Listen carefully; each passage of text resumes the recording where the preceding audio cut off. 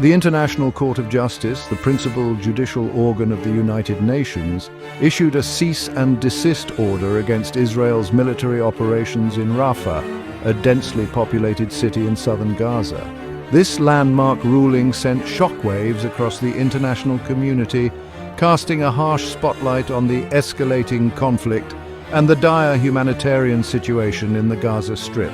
Though lacking immediate enforcement power, the court's decision carries significant moral and legal weight, potentially reshaping the geopolitical landscape in the region. Celebrated by Palestinian authorities and human rights groups as a step towards accountability, the ICJ's order was met with staunch opposition from Israel. The Israeli government, citing self-defense against Hamas rocket fire, vehemently rejected the court's jurisdiction and denounced the ruling as biased and detached from the realities on the ground. This stark divide in perspectives underscores the deep-rooted complexities of the Israeli-Palestinian conflict, fueled by decades of mistrust, violence, and failed peace negotiations.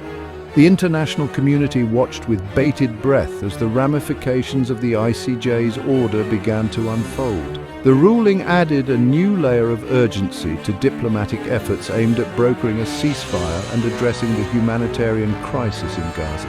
The United States, a staunch ally of Israel, found itself walking a diplomatic tightrope, balancing its commitment to Israel's security with its support for international law and the protection of civilians. Though lacking the teeth of immediate enforcement, the ICJ's order carries the weight of global opinion and the potential to reshape the trajectory of the Israeli-Palestinian conflict. The world is now watching, waiting to see how the players on this global stage will respond and what the long-term implications of this historic ruling will be for the people of Gaza.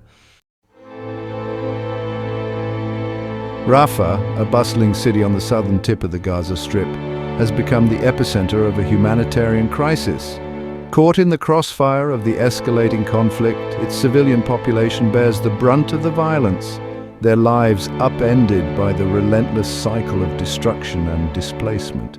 The ICJ's cease order brought a glimmer of hope, a beacon of concern from the international community, but the scars of conflict run deep, leaving an indelible mark on the lives of ordinary people. The streets of Rafah, once teeming with life, now bear the ghostly silence of a city under siege. Buildings lie in ruins, reduced to rubble by the relentless barrage of airstrikes. Hospitals, overwhelmed with casualties, struggle to cope with the influx of wounded, their resources stretched thin in the face of overwhelming need. The basic necessities of life, water, food, electricity, have become luxuries, their scarcity a constant reminder of the precariousness of their existence. Amidst the chaos and despair, stories of resilience and compassion emerge, a testament to the indomitable spirit of the human soul. Doctors and nurses, working tirelessly around the clock, perform medical miracles with limited supplies. Teachers, driven by an unwavering commitment to their students' futures, continue to educate amidst the rubble, their makeshift classrooms a symbol of hope in the face of adversity. The humanitarian crisis in Rafah is a stark reminder of the human cost of conflict. It is a call to action for the international community to move beyond words of condemnation and to provide immediate and sustained assistance to alleviate the suffering of innocent civilians. The world must not turn a blind eye to the plight of the Palestinian people. The international community, grappling with the unfolding humanitarian crisis in Gaza, faces a complex and politically charged landscape. The delivery of aid, often seen as a neutral act of compassion, becomes entangled in the web of geopolitics, with competing interests and agendas shaping the flow of assistance to those in desperate need. The plight of the Palestinian people becomes a bargaining chip on the global stage, their suffering compounded by the political maneuvering of nations. The United States, a key player in the region, finds itself caught between its commitment to Israel's security and its humanitarian obligations. The Biden administration, while pledging significant financial aid to Gaza, walks a tightrope, wary of alienating its Israeli ally while facing mounting pressure from the international community to hold Israel accountable for civilian casualties. The allocation of aid becomes a delicate balancing act, a reflection of the complex dynamics at play. The Palestinian Authority, grappling with its own internal divisions, navigates a treacherous path, seeking to secure aid while maintaining its legitimacy in the eyes of its people. Accusations of corruption and mismanagement plague the Palestinian Authority, eroding public trust and raising concerns about the effectiveness of aid distribution. The international community, acutely aware of these challenges, grapples with the dilemma of ensuring accountability while avoiding actions that could further destabilize the already fragile situation. The delivery of aid to Gaza is not merely a logistical exercise, it is a political minefield. The international community must navigate this complex landscape with sensitivity and resolve, ensuring that aid reaches those who need it most, while working towards a sustainable solution that addresses the root causes of the conflict. The ICJ's order ignited a firestorm of reactions across the globe, exposing the deep divisions and polarized stances that characterize the Israeli-Palestinian conflict. The international community, often united in its condemnation of violence, found itself fragmented, its response a cacophony of voices reflecting a spectrum of perspectives on the conflict's complexities. The court's ruling, rather than serving as a catalyst for dialogue, seemed to amplify existing narratives, further entrenching opposing viewpoints. Western nations, while expressing concern for the humanitarian situation in Gaza, treaded cautiously, their responses measured and often echoing the United States' position. The European Union, a significant donor of humanitarian aid to Palestine, called for restraint from both sides, urging a return to negotiations while reiterating its commitment to Israel's security. This balancing act, while intended to de-escalate tensions, often left both sides feeling unheard and misunderstood. Arab states, long vocal critics of Israel's policies, seized upon the ICJ's order as validation of their stance, their condemnations of Israel's actions amplified on the global stage. The Arab League, in a strongly worded statement, denounced Israel's actions as war crimes and called for international pressure to ensure accountability. The court's ruling provided an opportunity for Arab leaders to rally support for the Palestinian cause, leveraging international outrage to bolster their own regional standing. The ICJ's order, while intended to uphold international law, inadvertently exposed the limitations of such pronouncements in the face of deeply entrenched political realities. The global response, characterized by condemnation and finger-pointing, highlighted the urgent need for a more nuanced and constructive approach, one that moves beyond rhetoric and towards meaningful dialogue and concrete actions to address the root causes of the conflict. The International Court of Justice, often referred to as the World Court, stands as a cornerstone of the international legal order. Established in the aftermath of World War II, the ICJ serves as the principal judicial organ of the United Nations, tasked with settling legal disputes between states and providing advisory opinions on legal questions.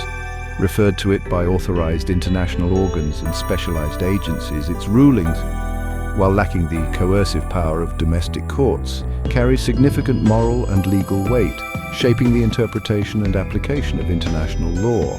The ICJ's jurisdiction rests upon the consent of the states involved in a dispute. States may consent to the court's jurisdiction in several ways, including through special agreements, treaties that specifically provide for ICJ jurisdiction, or by making declarations accepting the court's compulsory jurisdiction. However, the ICJ's authority is not absolute, and states may invoke exceptions or reservations to limit the court's jurisdiction in specific cases. The ICJ's composition reflects the diversity of the international community, with 15 judges elected by the United Nations General Assembly and Security Council. Judges are chosen based on their qualifications, representing different legal systems and regions of the world. The court's proceedings are governed by strict rules of procedure, ensuring fairness, impartiality, and due process. The ICJ's role in the Israeli-Palestinian conflict has been a subject of controversy and debate. Israel has historically challenged the court's jurisdiction in matters related to the conflict, arguing that the ICJ lacks the competence to adjudicate on issues it considers to be political in nature. The court's recent order regarding Israel's operations in Gaza has reignited this debate, highlighting the complexities and limitations of international law in addressing deeply entrenched political conflicts. Israel, facing an array of security threats in a volatile region, views its actions through the prism of existential vulnerability. Surrounded by nations with a history of hostility, Israel has developed a security doctrine centered on self-reliance and a proactive approach to mitigating threats. This strategic outlook, shaped by the trauma of past conflicts and the specter of terrorism, informs its response to the situation in Gaza, framing its actions as a necessary defense against a hostile entity. Hamas, the militant group controlling Gaza, poses a direct and immediate threat to Israel's security. Committed to Israel's destruction, Hamas has engaged in a relentless campaign of rocket fire targeting Israeli civilians, a tactic that Israel considers an act of terrorism. This constant barrage of indiscriminate attacks has instilled a deep sense of fear and insecurity among Israelis, fueling a siege mentality and justifying, in the eyes of many, Israel's military response. The tunnels dug by Hamas under the Gaza-Israel border represent another dimension of the security threat. These underground passages, used to smuggle weapons and launch surprise attacks, have been employed by Hamas to infiltrate Israeli territory, carrying out kidnappings and killings. This tactic, perceived by Israel as a grave violation of its sovereignty, has reinforced the perception of an enemy committed to its destruction, hardening stances and diminishing prospects for a negotiated settlement. Israel's perspective on the conflict, shaped by its history, geography, and the realities of living under constant threat, prioritizes security above all else. This focus on self-preservation, while understandable in the context of its lived experience, often overshadows the humanitarian consequences of its actions, creating a moral blind spot that fuels international condemnation and perpetuates the cycle of violence. The specter of the past looms large over any attempt to forge a lasting peace between Israelis and Palestinians. Decades of conflict, punctuated by broken promises, failed negotiations, and escalating violence, have left a legacy of deep-seated mistrust, making the path to reconciliation a treacherous and uncertain one. The wounds of history run deep, their scars a constant reminder of the pain and suffering endured by both sides. The two-state solution, once the cornerstone of international efforts to resolve the conflict, has become increasingly elusive. The continued expansion of Israeli settlements in the West Bank, deemed illegal under international law, has eroded trust and diminished the possibility of a viable Palestinian state. The Palestinian Authority, weakened by internal divisions and plagued by accusations of corruption, struggles to maintain its legitimacy, further complicating efforts to negotiate a lasting peace. The rise of extremism on both sides poses a significant obstacle to peace. Hamas, with its uncompromising stance towards Israel's existence, continues to exert considerable influence in Gaza, while right-wing nationalist sentiment within Israel fuels calls for annexation and undermines support for a two-state solution. The voices of moderation, advocating for dialogue and compromise, are often drowned out by the rhetoric of extremism, perpetuating the cycle of violence. The future of peace in the region hinges on breaking the cycle of mistrust and violence. This requires leadership on both sides willing to make difficult choices, to compromise on long-held positions, and to prioritize the well-being of their people over the pursuit of maximalist demands. The international community, for its part, must move beyond symbolic gestures and exert meaningful pressure on both sides to engage in good faith negotiations, offering incentives for progress and consequences for intransigence. The ICJ's order, while shining a spotlight on the plight of Palestinians in Gaza, has also laid bare the complexities and intractability of the Israeli-Palestinian conflict. The path forward is fraught with challenges, a delicate balancing act between addressing the immediate humanitarian crisis and working towards a long-term solution that addresses the root causes of the conflict. Navigating this treacherous terrain requires a nuanced approach, one that recognizes the legitimate security concerns of Israel while upholding the human rights of Palestinians. The international community, often divided in its response to the conflict, must present a united front, speaking with a clear and consistent voice that condemns violence against civilians, regardless of the perpetrator. The unchecked use of force, whether by Israel or Hamas, only serves to perpetuate the cycle of violence and deepen the existing divisions. Accountability for violations of international law must be pursued impartially, sending a clear message that impunity will not be tolerated. The humanitarian crisis in Gaza demands immediate and sustained attention. The international community must ensure the unimpeded flow of aid to those in need, working to rebuild infrastructure, provide essential services, and alleviate the suffering of innocent civilians. However, humanitarian aid alone is not enough. It must be accompanied by efforts to address the underlying political and economic conditions that perpetuate the cycle of poverty and despair. Ultimately, a lasting solution to the conflict requires a return to the negotiating table. This will necessitate difficult compromises from both sides, a willingness to move beyond entrenched positions and embrace the principles of dialogue and mutual recognition. The international community must play a constructive role, facilitating dialogue, providing incentives for progress, and holding both sides accountable for their commitments.